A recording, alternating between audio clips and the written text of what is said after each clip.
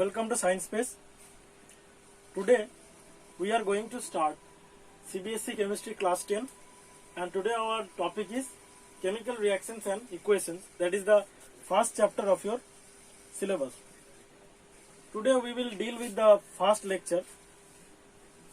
इस चैप्टर में पहले हमें पढ़ना है कि केमिकल रिएक्शन क्या होता है. तो देखो हमारा पहला टॉपिक है chemical reaction.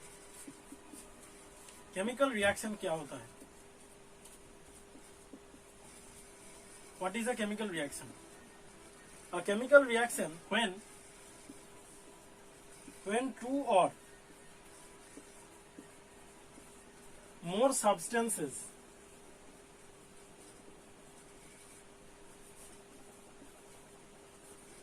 react to form a new substance.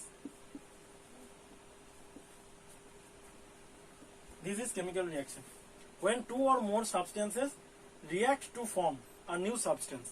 Suppose this is a substance A and it is reacting with B and it is forming the C. It may be C plus D. So A plus B equal to C. And this is a chemical reaction.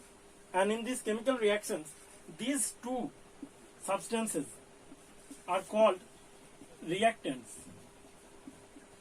And this is called product. जिन दोनों substance को मिलाकर C को produce किया गया उसी को हम लोग बोलेंगे रिएक्टेंट. मतलब केमिकल रिएक्शन के लेफ्ट हैंड साइड में जो सब्सटेंस होंगे उनको हम बोलेंगे रिएक्टेंट और जो प्रोड्यूस होंगे उनको हम बोलेंगे प्रोडक्ट्स. ठीक है. अब देखो केमिकल रिएक्शन तो हमें पता चला केमिकल रिएक्शन क्या होता है. अब एक पार्टिकुलर कैरेक्टरिस्टिक्स हमें पढ़ना है प्रोडक्ट के बारे में कि ये जो प्रोडक्ट प्रोड्यूस हुआ इसका जो कैरेक्टरिस्टिक्स होगा इन लोगों से डिफरेंट होगा. इन दोनों रिएक्टेंट्स से डिफरेंट होगा. तो ये क्या होगा?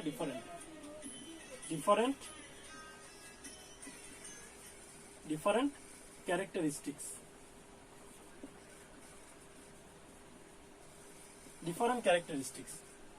This is the product. अब हमें कैसे पता चलेगा कि ये केमिकल रिएक्शन हुआ? असल में केमिकल रिएक्शन कब होगा और हुआ कि नहीं ये कैसे पता चलेगा? तो हमें नेक्स्ट पढ़ना है कि when we will get to understand that a chemical reaction is actually taking place.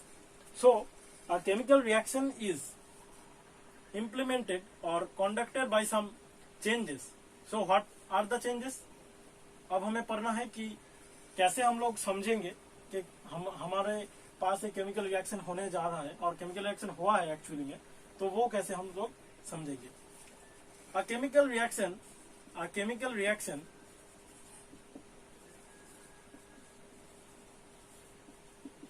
involves chemical reaction involves number one, change in physical state. Change in physical state मतलब क्या? मतलब देखो एक ए था रिएक्टेंट और इसने बी के साथ रिएक्ट करके बनाया सी. ठीक है. समझो ए का जो फिजिकल स्टेट था वो था सॉलिड. ऐसे उसके साइड में ब्रैकेट में लिखा जाता है. इसे साइड में लिखता हूं, ऊपर नहीं लिखूंगा, साइड में लिखता हूं. समझो ए था ए, यहां पर मैंने एस लिखा और यहां था बी, यहां पर जी लिखा और यहाँ पे हुआ सी. मतलब देखो ये जो S का मतलब है सॉलिड, G का मतलब है गैस और G का मतलब है गैस. मतलब जब हम लोग ये केमिकल रिएक्शन लिखेंगे तब हमें थर्ड ब्रैकेट में फर्स्ट ब्रैकेट में उसका जो फिजिकल स्टेट है वो हमें डिस्क्राइब करना पड़ेगा. मतलब अगर ये ए सॉलिड है तो उसको थर्ड ब्रैकेट में हम S लिखेंगे. अगर ये गैसियस है तो G लिखेंगे और लिक्विड है तो L लिखेंगे. तो यहाँ पर हम लोगों ने क्या देखा कि एक सॉलिड सब्सटेंस एक गैसियस सब्सटेंस रिएक्ट करके एक गैसियस सब्सटेंस प्रोड्यूस कर रहे हैं.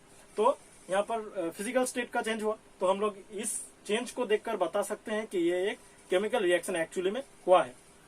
अब नेक्स्ट प्रॉपर्टी क्या होता है? इन्वॉल्वमेंट ऑफ केमिकल रिएक्शन क्या होता है? देखो चेंज इन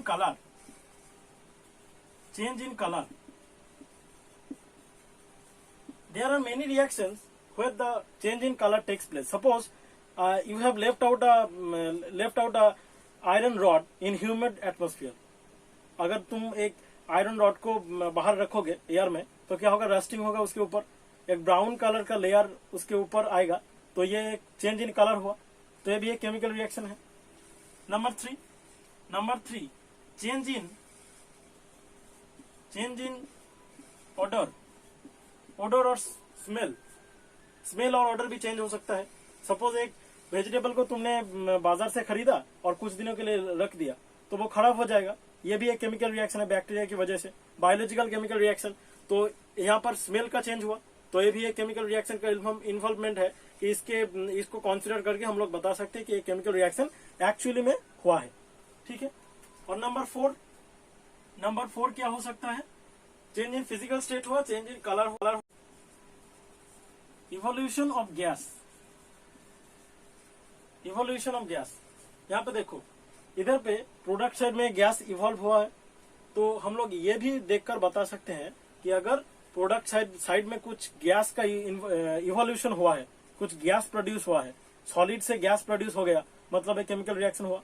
तो ये जो 4 पॉइंट्स हैं, इन 4 पॉइंट्स को कंसीडर करके हम लोग बता सकते हैं कि एक्चुअली में एक केमिकल रिएक्शन हुआ है. ठीक है. अब हम लोगों को पढ़ना है कि केमिकल रिएक्शन में कैसे कुछ लिखा जाता है. मैंने पहले ही बताया कि अगर ए और बी ने मिलकर सी प्रोड्यूस किया तो यहाँ पर हम लोग ए और बी को रिएक्टेंट बोलते हैं और सी को प्रोडक्ट बोलते हैं. ठीक है. अब देखो, अब इधर पे हमें क्या करना होता है, ये भी फिजिकल स्टेट के बारे में भी बताया मैंने.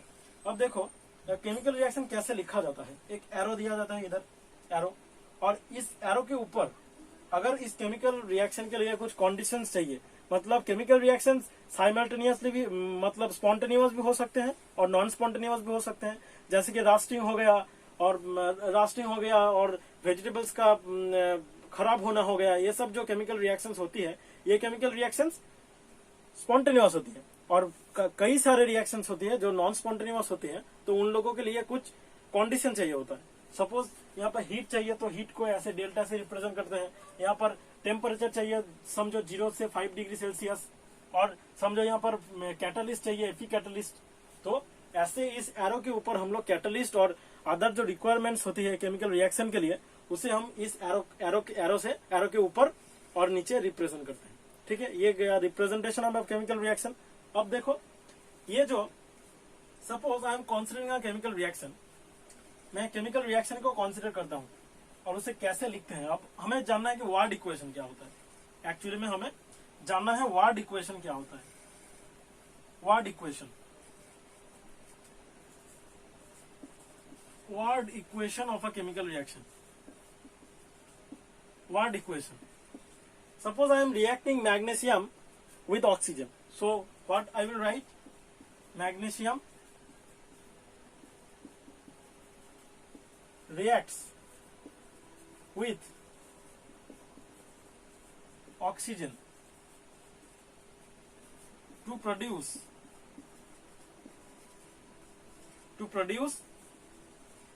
magnesium oxide.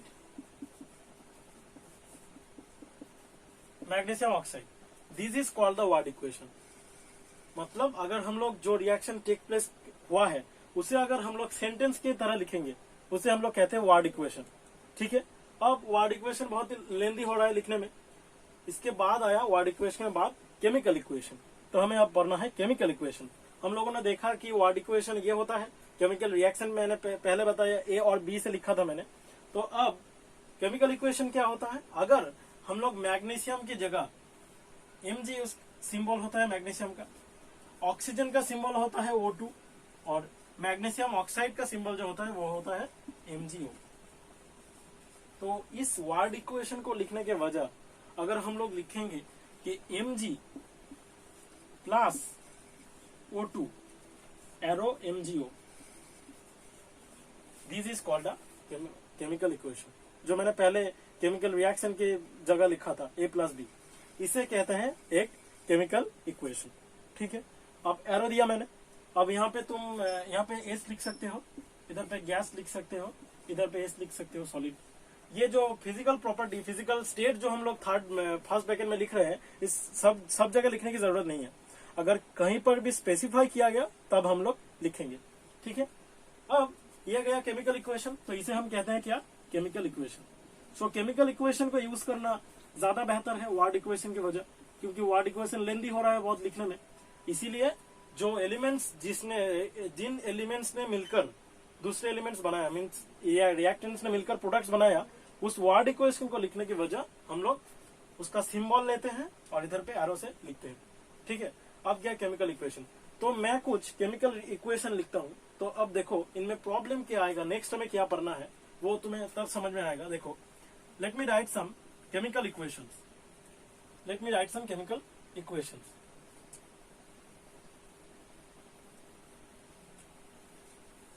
Chemical equation, some chemical equations। Number 1, पहले Mg वाला लिखता हूं, Mg plus O2 gives MgO। ठीक है, Mg plus O2 gives MgO। Number 2 Fe plus H2O gives, अब तुम लोग सोच रहे हो कि यहाँ पर इक्वल टू क्यों दे, इक्वल टू और arrow both we use, Fe3O4 plus H2। Number 3 देखो, number 3 CaO plus H2O gives CaOH whole 2। Number 4 H2 plus O2 gives H2O। Number 5 C plus O2 gives CO2। अब इन reactions को देखो, अच्छी तरीके से देखो। तुम लोगों ने लॉ ऑफ मास कंजर्वेशन पढ़ा होगा, क्लास 9th में था law of mass conservation. Law of mass conservation में हमें बताया गया था कि law of mass conservation,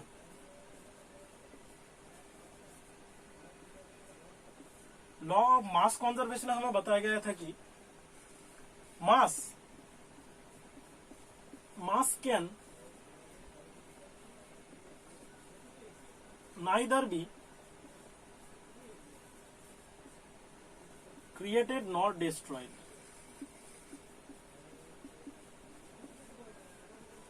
mass can neither be created not destroyed, ये था हमारा लॉज ऑफ मास सेक्शन, तो mass conservation.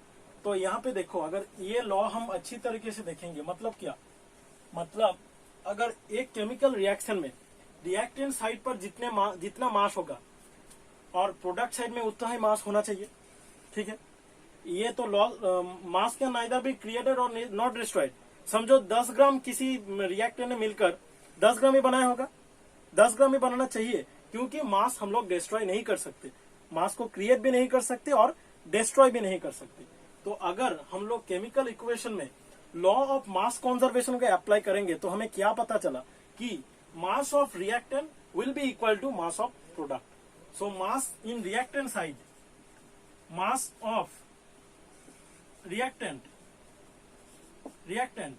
Is equal to mass of product. Mass of reactant equal to mass of product, मतलब अगर 2-3 हुआ तो summation of mass of reactant equal to summation of mass of product. अब देखो यहां पर magnesium का एक एटम है, यहां पर ऑक्सीजन का कितने एटम्स है, 2, और यहां पर मैग्नीशियम का एक एटम और ऑक्सीजन का एक एटम। तो यहां पे नंबर ऑफ मैग्नीशियम के एटम्स कितने हैं, 1। यहां पर मैग्नीशियम के एटम्स कितने हैं, 1। यहां पर ऑक्सीजन के एटम्स है 2 और यहां पर है 1। तो नंबर ऑफ एटम्स कितने हुए, 3, और इधर हुए 2। तो 3 और 2 इक्वल नहीं हुए, मतलब ये केमिकल इक्वेशन बैलेंस्ड नहीं है। तो हम लोगों ने एक नया टर्म सीखा कि बैलेंस्ड केमिकल इक्वेशन क्या होता है। बैलेंस्ड केमिकल इक्वेशन मतलब अगर रिएक्टेंट साइड में जितने एटम्स ऑफ रिएक्टेंट्स है equal to number of reactants of products हुआ तो ही हम बोलेंगे उसे बैलेंस्ड केमिकल इक्वेशन। मतलब अगर कोई केमिकल इक्वेशन बैलेंस नहीं है तो हमें उसे बैलेंस करके लिखना है। ठीक है, अब बैलेंस देखो, अब इसमें देखो एक कार्बन 2 O2, एक कार्बन, 2 O2, 2 ऑक्सीजन। तो इधर पे ये जो केमिकल इक्वेशन है वो बैलेंस्ड है। अब बैलेंस है, और ये बैलेंस नहीं है, ये बैलेंस भी नहीं है, ये भी बैलेंस नहीं है। तो हमें अब सीखना है कि कैसे हम लोग एक केमिकल इक्वेशन को बैलेंस कर सके। One of the most important thing in chemistry to balance a chemical equation, and I am going to introduce a new topic, new method that is not given in your book. So मैं एक नए method से कराऊंगा, जो जिस method से तुम लोग सब केमिकल इक्वेशन को आराम से बैलेंस कर पाओगे। देखो, तो हमारा नेक्स्ट टॉपिक है how to balance a chemical equation. ठीक है, तो देखो ये इन्हीं जो केमिकल इक्वेशन को मैंने लिखा, इन्हीं को मैं बैलेंस करूंगा। तो पहले इसको करूंगा, Mg plus O2 gives MgO। तो देखो नेक्स्ट हेडिंग होगा हमारा how to balance a chemical equation, how to balance a chemical equation, how to balance a chemical equation. ठीक है, देखो how to balance a chemical equation, मेरे पास कुछ एग्जांपल्स और एक्सरसाइजेस हैं, उन्हें मैं सॉल्व करूंगा, फिर एक के बाद एक करता जाऊंगा। देखो, तो पहले मैं Mg प्लस O2 को ही लिखता हूं, जो पहला मैंने लिखा था। हेडिंग करो how to balance any chemical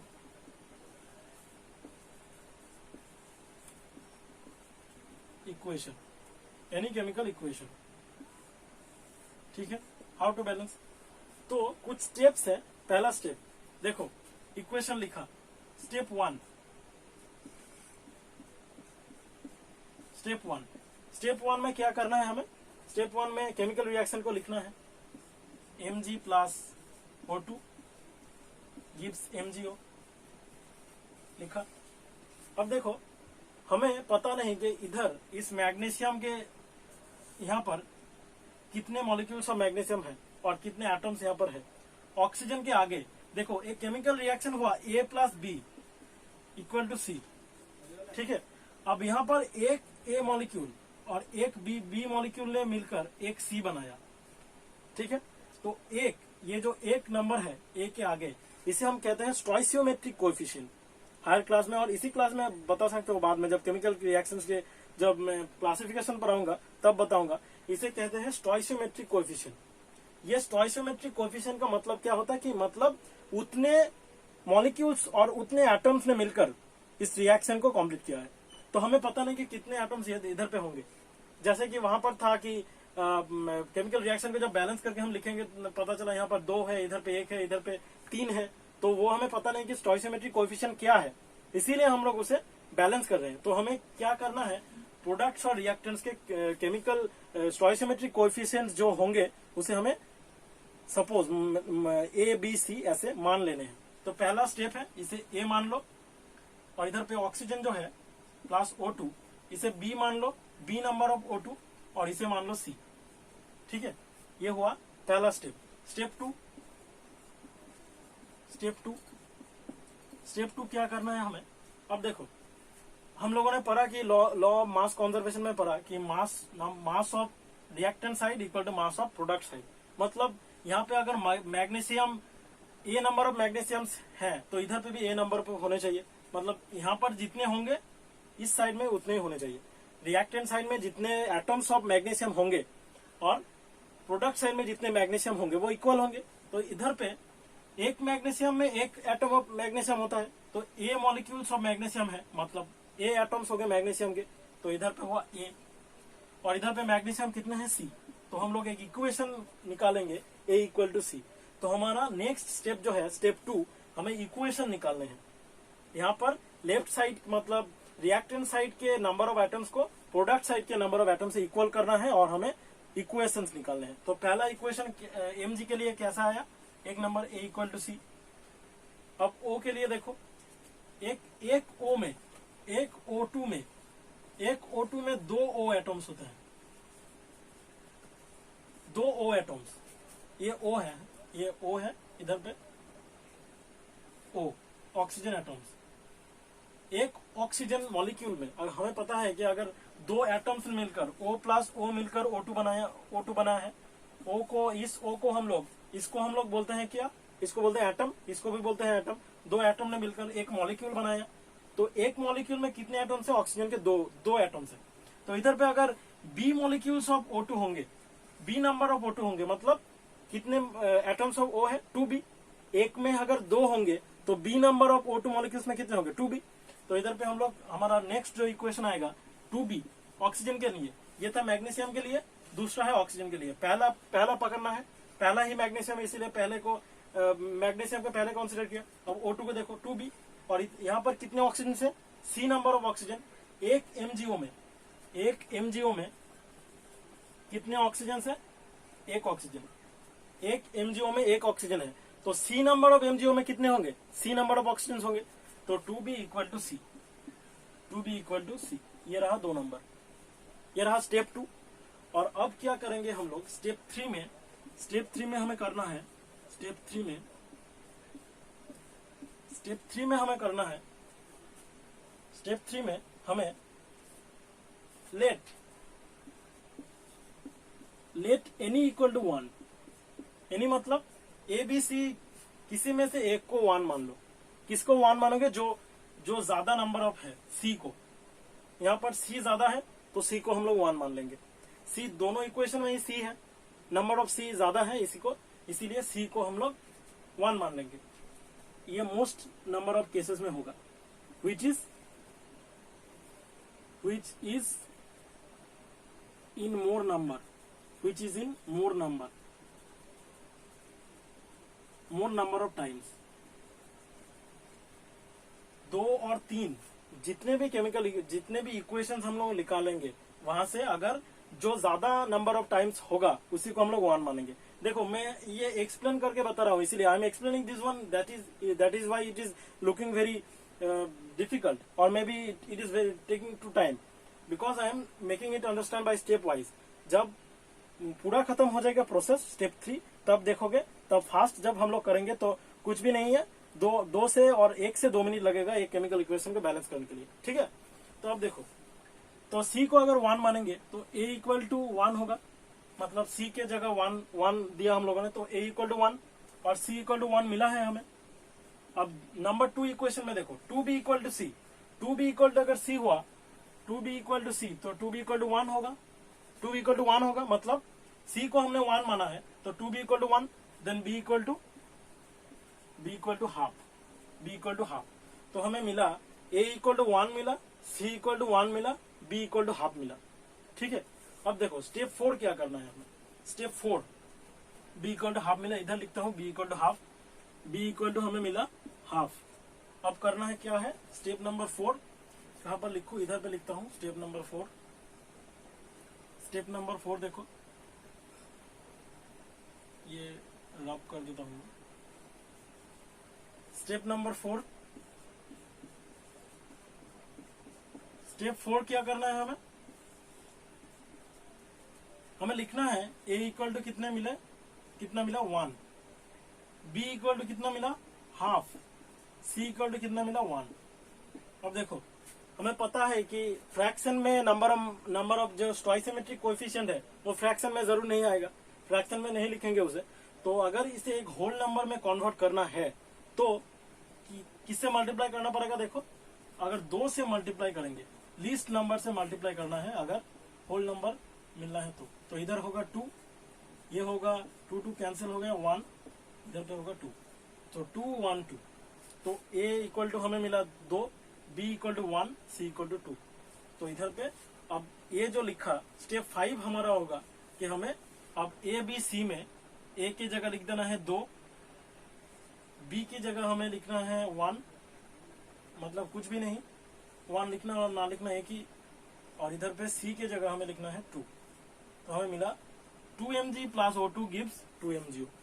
देखो 2 मैग्नीशियम के एटम्स यहाँ पर है, 2 मैग्नीशियम के एटम्स यहाँ पर है, 2 ऑक्सीजन, इधर पे भी 2 ऑक्सीजन, हो गया हमारा बैलेंसिंग।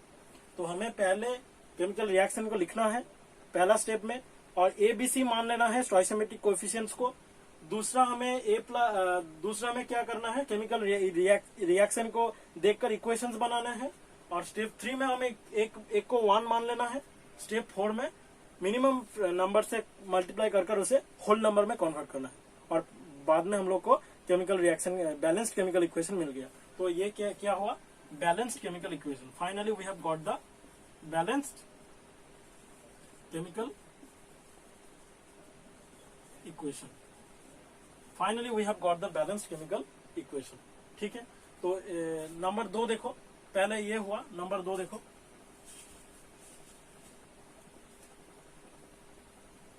नंबर 2 ये हुआ पहला number.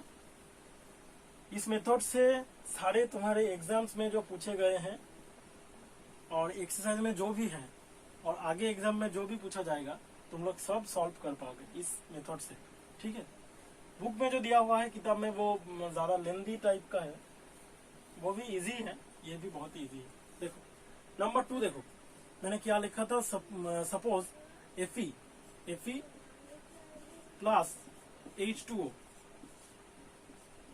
gives Fe3O4 plus H2। ठीक है, अब मैं स्टेप 1, स्टेप 2, स्टेप 3, स्टेप 4 करके नहीं लिखूंगा, डायरेक्ट करूंगा। देखो स्टेप 1 में पहले A मान लो, इसे B मान लो, इसे C मान लो, इसे D मान लो। ठीक है, हुआ, मैंने प्रोडक्ट यहां से स्टार्ट किया, रिएक्टेंट साइड से स्टार्ट किया, प्रोडक्ट साइड तक गया, ABCD मान लिया स्टोइकियोमेट्रिक कोएफिशिएंट्स को। अब हमें केमिकल इक्वेशन बनाना है, केमिकल मतलब मैथमेटिकल इक्वेशन बनाना है इससे। तो पहले Fe को कंसीडर करो। Fe के लिए इक्वेशन क्या आएगा, Fe के लिए देखो, A इधर पे कितने Fe है, एक Fe3O4 में 3 Fe है, तो C नंबर ऑफ Fe3O4 में कितने होंगे, 3C। तो इधर पे A इक्वल टू हुआ 3C, A equal to 3C। अब देखो Fe के लिए A हुआ 1 नंबर। अब हमें करना है H के लिए, इधर H है, Fe के बाद H के लिए क्या होगा, H के लिए, H एटम के लिए, बाद में इसके बाद जो भी एटम है उसी को बाद में कंसीडर करना है। एक H2O में 2 H2 एटम से, H एटम से सॉरी, एक H2O में 2 H एटम से, तो B नंबर ऑफ H2 में कितने एटम्स होंगे, 2B। सो यहाँ पे होगा 2B इक्वल टू, इधर पे कितने हाइड्रोजन है, 2 हाइड्रोजन है, 2D। तो 2B इक्वल टू 2D, ये हुआ नंबर 2। अब देखो Fe के लिए हुआ, हाइड्रोजन के लिए हुआ। अब ऑक्सीजन है इधर, तो ऑक्सीजन के लिए देखो, ऑक्सीजन के लिए क्या होगा, ऑक्सीजन के लिए यहाँ पर कितने ऑक्सीजन है, एक H2O में 1 oxygen, so B number of H2O में B नंबर ऑफ ऑक्सीजन होंगे। इधर पे B, इधर पे कितने होंगे, एक Fe3O4 में 4 ऑक्सीजन, तो C नंबर ऑफ Fe3O4 में 4C ऑक्सीजन होंगे, तो B इक्वल टू 4C। ये हुआ नंबर 3। ये 3 इक्वेशंस हमें, मैथमेटिकल इक्वेशंस हमें मिल गए। अब क्या करना है हमें, नेक्स्ट स्टेप हमारा क्या है, किसी भी एक को 1 मान लेना है। अब देखो C कितने बार है, इधर पे 1 बार, इधर पे 1 बार, 2 बार C है, तो let C equal to 1, C को 1 मान लेते हैं। चलो तो लेट C इक्वल टू 1। अगर C इक्वल टू 1 मान लिया हमें, तो पहले इक्वेशन में क्या होगा, from equation 1 A equal to C, A equal to 3 into 1 that is 3। Number B में देखो, B इक्वल टू, इधर पे आ जाओ, नंबर 3 इक्वेशन में देखो, B equal to 4C, so B equal to 4 into 1 that is 4, B equal to 4 मिल गया, B equal to 4 मिल गया, A इक्वल टू 3 मिल गया। अब नंबर 2 में देखो, 2B equal to 2D, B equal to 4 मिला है, तो 2 equal to 4 is equal to 2D, 2 cut गया, तो D इक्वल टू 4। देखो 2B इक्वल टू 2D, पहले हमें C इक्वल टू 1 माना, C इक्वल टू 1 मानने के बाद पहले इक्वेशन में C के जगह 1 पुट किया हम लोगों ने, तो क्या मिला हमें, A इक्वल टू 3 मिला। अब नंबर 3 में चले गए हम लोग, यहाँ पर C इक्वल टू 1 बैठा दिया, तो B इक्वल टू 4 आ गया। अब इसमें आओ, यहाँ पर 4 अगर लिखा तो D इक्वल टू आ गया 2, तो A इक्वल टू मिल गया हमें, C इक्वल टू मिल गया, B इक्वल टू मिल गया, D इक्वल टू मिल गया। तो हमें अब लिखना है, हमें क्या मिला, A इक्वल टू हमें मिला है, A इक्वल टू क्या मिला हमें 3, B इक्वल टू क्या मिला 4, C इक्वल टू क्या मिला 1, D इक्वल टू 4। ठीक है, D इक्वल टू 4।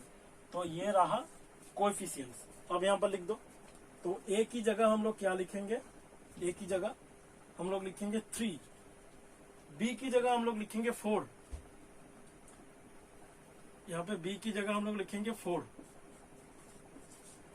C की जगह हम लोग क्या लिखेंगे, C की जगह हमें लिखना है 1 और D की जगह हमें लिखना है 4। वन अगर होगा तो कुछ भी नहीं लिखेंगे, वन लिखना और ना लिखना है कि मैटर है। इधर पे 4H2। अब देखो 3Fe, इधर पे 3Fe, इधर पे 4 ऑक्सीजन, इधर पे भी 4 ऑक्सीजन, यहाँ पे 8 हाइड्रोजन, इधर पे भी 8 हाइड्रोजन। हुआ इजी, इजी है। अब देखो नंबर 3 एग्जाम्पल, 3 नंबर एग्जाम्पल देखो। ये पहले अच्छी तरीके से उतार लो और स्क्रीनशॉट भी ले सकते हो। अब देखो नंबर 3 देखो, नंबर 3 हमें देखना है। सपोज एक छोटा सा लेता हूं, H2 plus O2 is equal to 2H2। मैंने पहले से ही लिख दिया, H2 plus O2 gives 2H2। तो इसी को A मान लो, B मान लो, C मान लो। इधर पे 2 हाइड्रोजन मतलब 2A, इधर पे 2 हाइड्रोजन मतलब 2C। नंबर 1 मिल गया। अब देखो इधर पे 2 oxygen 2B is equal to C, 2B equal to C। अब C इक्वल टू 1 मान लो, C इक्वल टू 1 मान लिया। मैं जरा फास्ट कर रहा हूँ जैसे तुम लोगों को समझ में आए। Let C equal to 1, C equal to 1 मान लिया तो 2A equal to 2 into 1, then A equal to 2 cancel हो गया 1, और B इक्वल टू क्या होगा, B इक्वल टू होगा 2B equal to 1, then B equal to half. तो यहाँ पर मिला A इक्वल टू कितना मिला, A इक्वल टू मिला 1, B इक्वल टू मिला हाफ, C इक्वल टू कितना मिला 1। तो इधर पे 2 से मल्टीप्लाई करो, इधर पे 2 से, इधर पे 2 से, तो मिला 2 1 2। मतलब इधर पे क्या होगा, मतलब बैलेंस्ड केमिकल इक्वेशन क्या होगा, 2H2 plus O2 gives 2H2 हो गया balanced chemical equation. This is our balanced chemical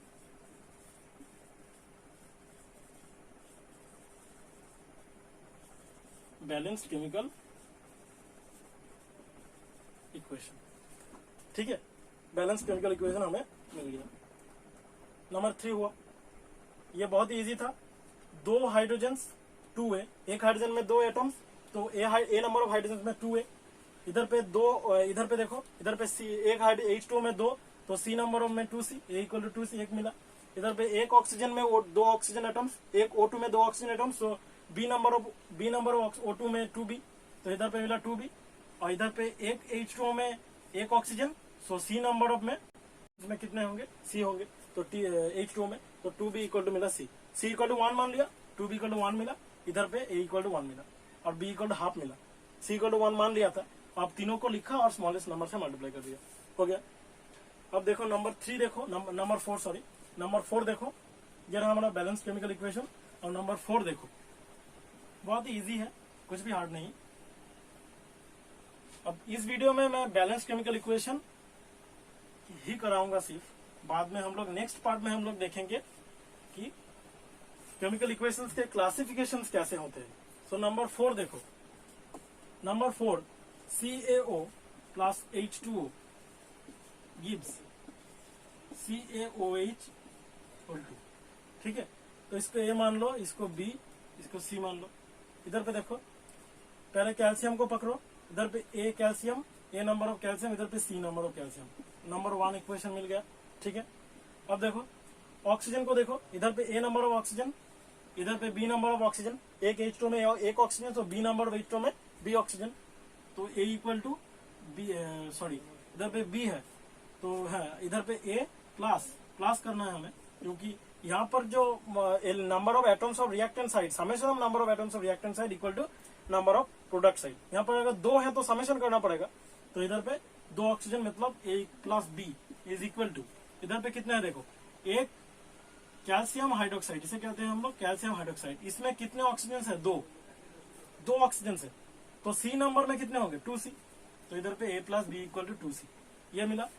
अब हाइड्रोजन को देखो, ऑक्सीजन लिख दिया मैंने इधर पे, हाइड्रोजन को देखो, हाइड्रोजन को बाद में लिखा, हाइड्रोजन को देखो 2B नंबर ऑफ हाइड्रोजन, और यहाँ पर कितने हैं, यहाँ पे 2C, so 2B equal to 2C। ये रहा हमारा नंबर 3, ये रहा हमारा नंबर 2। अब C को 1 मान लो, let C equal to 1, let C equal to 1, C equal to अगर 1 मानेंगे, इधर पे देखो, तो A इक्वल टू भी 1 आ गया, A इक्वल टू 1 आ गया एक नंबर से। और इधर पे देखो, अगर C इक्वल टू 1 पुट करेंगे तो 2B equal to 2 into 1, then B equal to 1 मिल गया, बी इक्वल टू 1 मिल गया, सी इक्वल टू 1 मिला, ए इक्वल टू 1 मिला। अब इसमें देखो, इसमें अगर ए 1 मिला है, बी भी 1 मिला है, तो इधर पे तो मिल ही गया। अब इस इक्वेशन को कोई जरूरत ही नहीं है, ए बी सी तीनों ही मिल गया। तो A equal to 1, B equal to 1 and C equal to 1, सभी 1 है। तो इधर पे देखो CaO प्लस H2 मतलब सी, मतलब ये इक्वेशन पहले से ही बैलेंस्ड है, हमें बैलेंस करने की जरूरत नहीं है। इधर पे एक कैल्शियम, 2 हाइड्रोजन, 2 ऑक्सीजन, इधर पे 2 ऑक्सीजन, बैलेंस्ड है केमिकल इक्वेशन, बैलेंस करने की जरूरत नहीं है। अगर फिर भी दिया तो भी हम लोग ऐसे ही लिखेंगे, ठीक है। ओके, तो इधर पे ए को हटा दो, बी को हटा दो, सी को हटा दो, तीनों ही 1 निकल गया है, तो 1 1 1 हो गया। ओके, तो आज के लिए इतना ही। केमिकल रिएक्शन बैलेंस इक्वेशंस को बैलेंस करने के जो प्रोसेस, नया प्रोसेस मैंने बताया, उससे एक्सरसाइज के जो भी केमिकल इक्वेशंस दिए हुए हैं आपके किताब में, वो सब सॉल्व हो जाएंगे, और एग्जाम में भी जो भी दिया जाएगा वो भी आप लोग इजी से सॉल्व कर पाओगे। तो अगर वीडियो अच्छा लगा तो शेयर करना और सब्सक्राइब करना जरूर। और यहाँ पे और भी वीडियोस आएंगे रिगार्डिंग आप लोगों के सिलेबस के रिगार्डिंग, सीक्वेंस में चलेगा, तो चैनल को जरूर फॉलो करना। Thank you.